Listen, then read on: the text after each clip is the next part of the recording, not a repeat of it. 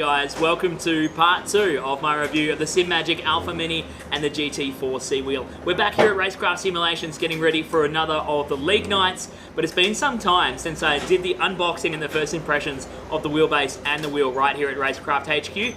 Since then, it's been a bit of a fun journey getting things set up and learning all the different nuances of this new wheelbase. From the night we unboxed it and had the first impressions here, I raced on home as fast as I could, finishing up the league night, and got stuck into mounting it up onto my rig at home and getting ready to feel things out and see how it felt initially. Johnny was nice enough to hand over our front mount wheel setup because I was a little concerned about how I was going to be going about mounting the wheelbase to my existing setup.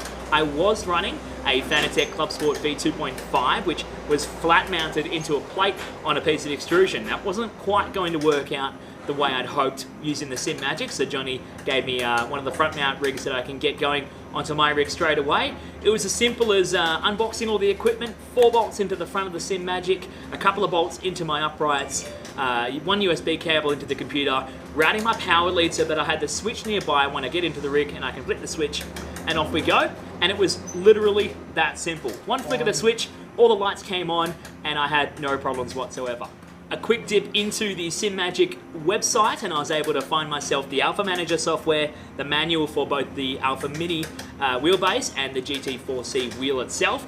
And while I was there, I grabbed the latest copy of the Alpha firmware. Now, something to think about with the Alpha firmware, if you're running an Alpha Mini and you look at the Alpha Manager software, it will say 7.0 series firmware. It is actually just the Alpha firmware, but the way it differentiates is it says it's 7.0 series if you're using an Alpha Mini, or it says 6.0 series if you're using an Alpha. But the one firmware that you download from the Simagic website will always say a 6.0 series for the Simagic Alpha. So my wheel came shipped with the 6.050 firmware, and I was able to download the latest 6.054 and upload that straight through the bootloader from the Alpha Manager software and be on my way. First impressions in getting everything downloaded and set up was really simple. I went through the procedure listed out in the GT4 wheel manual, just how to calibrate the paddles for the clutch paddles and for the 2 shifters, and it's as simple as flicking over to the settings, pushing the left 7-way funky switch all the way up, and then double clicking each of the 4 paddles to get that nice and calibrated. It was that simple, and then I went through the process of just setting up some of the backlight LED colors on the buttons on the wheel, just to my own preference for the things that I was looking to set them up for within iRacing. As far as settings go, I started off with the basic iRacing settings given to us by Simagic in the Alpha Manager software, and went straight to getting out on track and try to have a little bit of fun. Something to note though, when I first got going with these settings, is it felt a little bit robotic and a little bit weird, although I could immediately tell that the extra force feedback and the extra resolution and the lack of belt and drivetrain and transmission losses was really helpful in feeling the way the car behaved, and I was instantly on pace and going quicker than I had gone before, with a bit more confidence in driving the car, which for me is a big thing, that I can pick something up almost instantly and feel confident and be really happy with what I'm doing with the car. So that was a big plus. Within the first 20 minutes of driving, I felt confident enough that then I could dive into the tuning menu and start playing around with some of those settings. As far as initial settings go, I would highly recommend checking out Dennis from Technosis Gaming's initial settings. I managed to pull them off his post in the Simagic Owners group on Facebook and his Simagic group on Discord as well, and I was able to plug them into my system as a base iRacing setting, and it was really helpful. The car immediately got rid of that robotic feeling and was feeling really easy to drive, and I've since used that as a base for very different cars, from GTs to sedans to open wheelers through iRacing, and it's been really helpful just to have a base that I can go to when I pick up a new car, make a couple of slight tweaks from there, and be really happy with what the car's doing. Since I had that opening night, that first night with the Simagic wheel, I've spent a lot of time driving and especially putting in a lot of effort through the Formula 3 Australia League that we've been racing in as a RaceKraft team lately, and I've had some success that I kept bombing myself out of with the old Fanatec wheel. I found myself being able to hang onto the car and be that little bit more consistent. I've claimed a couple of podiums and had a couple of great battles with guys that I would usually find myself really intimidated and struggling to be consistent with the car. I'm more focused on what I'm doing, I'm able to nail my lines more consistently, and I really feel happier driving the car overall. So it's been a big improvement and a big experience for me just to get to grips with this new wheel and the new wheelbase, and I'm really happy just picking it up and going racing on a regular basis now. A couple of the cool features are, of course, the many button combinations you can have on this wheel. We have 8 push buttons, 2 rotary encoders, which also have a push button built in for them, and then 2 7-way funky switches. So you get dual direction rotary encoders, 4-way switching, plus also a push button in there as well. So you can assign many different functions to cycle through different modes in the car, different black box functions, turn your engine and traction control and ABS up and down as you need. Plus, on top of all of that, you have the 2 analog paddles, which you can use for a hand-operated throttle or a hand-operated brake, or if you're like me and love a lot of GT3 racing and want to nail those starts from a standing start, I'm using them as a 2-stage clutch. My experience is pretty solely based on iRacing. It is the #1 esports platform that a lot of people are using, so your experiences may vary, but I strongly recommend checking out Dennis from Technosis Gaming's settings that he offers for very different sim titles, and they're going to be really helpful just to get you started and get underway. And a big shout out to Dennis for what he's doing for the community and publishing so much awesome content as well. If you're not like me and you don't have yourself a front mount wheelbase, I strongly recommend going over to simrigs.com and checking out the Simagic Alpha brackets they sell. They come for a cool $120, but they are angle adjustable and will allow you to bolt your Simagic Alpha or Alpha Mini to a direct piece of extrusion and have it bolted down with a full range of adjustment to get it dialed in for your own driving preferences. And they also look really cool. Simagic are doing a great job in their fit and finish right now. Everything looks premium, and face it, when we're tuning our simulation rigs, we want things to look really good because we want to feel like we're that kind of professional as well.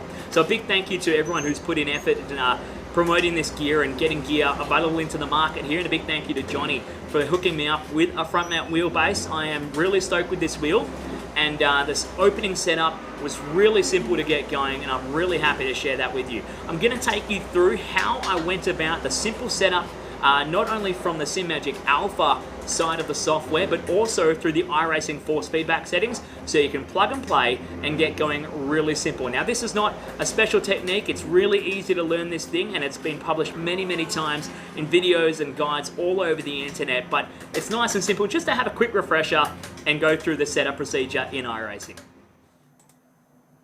Okay, so we're at my home rig where I've got the Simagic Alpha Mini and GT4-C wheel installed. Trying to record over my shoulder. What's up, guys? As I'm going to just take you through the settings on the Alpha Manager software. So this is my Alpha Manager software here. This is based off my F3 setup. It's not far from where the Technosis Gaming start settings are in Dennis's settings. He's got total force turned down a bit more smoothing with a little bit less suspension. I ended up with a little bit less smoothing and more suspension, a little bit more total force. I'm going to take you through more of the iRacing setup. But before I do that, I'll go through some of the calibration settings, of course. Little switch on the back of the GT4-C wheel here. If you run it in mode 1 or mode 2, so it's the furthest left or the middle switch position, then you're going to end up with the 2 different clutch calibrations. So in the mode 1, so all the way, or the furthest left position when you're holding the wheel, you end up with 2 different stages of the clutch. Now, this is great for a 2-stage clutch operation, where you want to have a little bit of clutch pulled in on one, max out the clutch on the other, and when the lights go out, you let go of one, drag the clutch a little bit, and let go of the other. Really nice for getting those perfect standing starts, especially in the big heavy GT cars, where you can burn through the clutch without breaking into too much wheel spin. To set that, it's really simple. You flick this switch all the way to the right-hand side, which is the settings mode, and if you hold in the first paddle, so it can be either one of the left or the right paddles, you hold in the first and you push in the rotor encoder and dial it up or down to change how much that first stage of clutch is. So I have mine set around 1663, which seems to be the best way, and then it maxes out there. If you want to calibrate, just switch it all the way across. A good thing to do when you're first setting up your rig is to push the left 7-way funky switch all the way up and just give yourself 2 flicks of each of the paddles and let go and flick back to normal operation. And that just calibrates to make sure that the computer and the wheel is well calibrated, and your 2 gear selectors and your 2 analog paddles are nice and calibrated. The second, or the middle mode on the setting switch, allows each of these hand axes to be operated as separate functions, so you can have a hand throttle and a hand clutch, for example, or whatever in between that you would like. I like to use it in the dual stage clutch.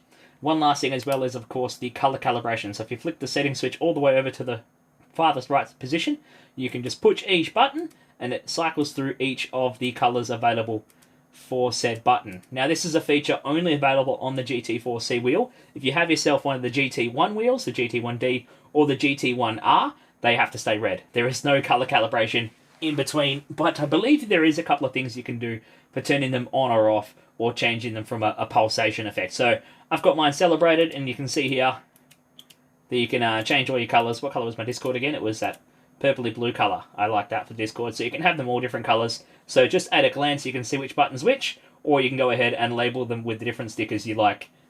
In addition to the Simagic sticker sheet, which comes from here and is all nicely labelled as well. You can fit all of them. They come with the wheel and they look fantastic as well. Now, getting away from that, let's go back into setting things up. This is my Alpha Manager settings again.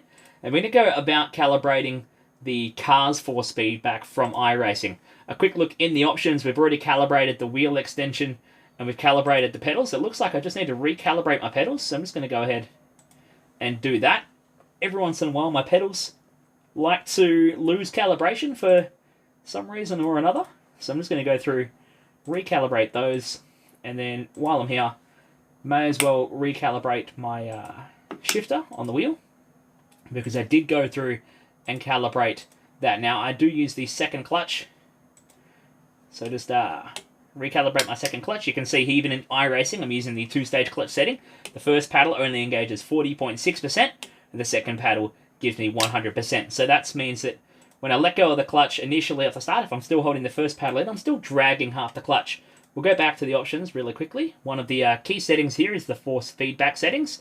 You want to have enable force feedback ticked. You want to have linear mode ticked. Using a higher end wheel that can give you the better resolution without losing torque, you definitely want to have the linear mode ticked. Having it unticked is only really for the lower end wheels that can only deliver a few Newton meters of torque, and you want to make sure that you have this ticked to make sure you get the best out of your wheel setup. So definitely tick that, and this is a preference one I have set to reduce force when parked.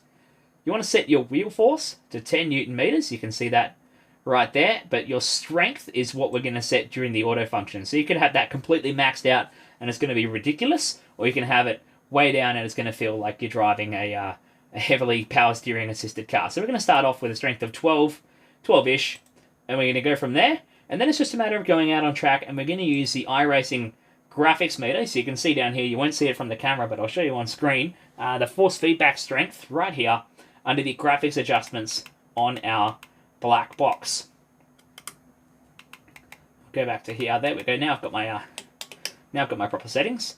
So we'll go ahead, bang the limiter on, and get out on track. What we're aiming to do here in a private test session, so without any other cars on track, without ruining anyone else's day in an open session or an open lobby, we want to just get a couple of laps in, even half a lap, and we'll get that auto function will pop up on the graphics adjustments panel of your black box. Now that's important because that means iRacing has triggered and figured out that you're either getting not enough or too much signal strength out of the game, and it's going to be either not using its full width of the amount of signal it can use, or it's going to be using too much and therefore it's clipping. Clipping is the enemy in terms of force feedback fidelity. We want to make sure we get the maximum signal out of the game at all times. A little bit of clipping is acceptable if you're hitting a wall or clipping the curb, etc. But you really want to be making sure you get the maximum force feedback signal out of the game at all times. And this is the way to set it to do that. Now we've done half a lap of Suzuka. We've already got the auto setting come up on my graphics adjustments panel. It's important when you do these laps to make sure that you don't go too crazy, go bouncing off all the curves on the track, or firing into the walls. That's important anyway, especially with a car like this, the F3s, because these opening laps on cold tyres are pretty diabolical. So it's always important just to take things a little easy. And while we're going down the back straight here, just out of Spoon, I'll just click on that. It was 12.2, and now iRacing's setting me to 11. Now this should even out the F meter. If you saw the F meter in those opening few corners, it was going red quite a lot. This should even things out here and make sure that we're going to get a nice signal all the way around the track. A little bit loosey-goosey on the exit of the chicane there. That's okay, we'll keep the power into it. When in doubt, throttle it out. Now, don't mind any of the other things that are going on with my graphics meter. I've got a few things going on here. My graphics card is working pretty hard around this track here at Suzuka. But what we're really looking for is the F meter. You can see it's just clipping up into yellow. Ooh, and a little bit of an off. But it has given me another auto. So it's already gone, oh, you know what? I've looked at your force feedback again. And maybe we need to adjust that number either up or down, pending, as I'm just really making a meal of the sweeping chicanes in this opening sector in Suzuka. I'm really not good at this track. So quickly I'll just click auto again, and that's dropped me down to 10.6 now. So that's probably taken that last little bit of force feedback out that was hurting us, that we were clipping a little bit. Now 10.6 is probably a really good number to settle on. You want to make sure when you do this, that you do it and redo it regularly, especially when you're going into a new car, and especially when you're going to a new track. Some track combinations are really bumpy, and therefore you're going to get a lot of clipping when you drive around the track, and you're going to lose fidelity. You're going to feel like everything's a bit weird and not really helping you, especially when you want to feel what the car's doing. Bit of a moment there. I really suck at spoon. I suck at this corner. Just hurts me every time I drive this track. But this is where we're racing F3 fixed officials this week, even F3 open in iRacing. I think it's week 3 for season 4. Now in a moment it might give me another auto emblem, and I might use that again. But it's really important just to do this every time you jump in a new track. If you're out there and you're feeling like things are feeling a bit numb, and you haven't really changed your settings, it might be key to redo this calibration. And it's really simple. You just need a couple of laps. If you're talented enough and confident enough, you could do it in an open session. I'm just going to pull over to the side here because I think we've done enough. And there we go. That's how we set our force feedback. Now if we go over to the options and check again, and now we did start with 12.2, and now it's dropped me to 10.6.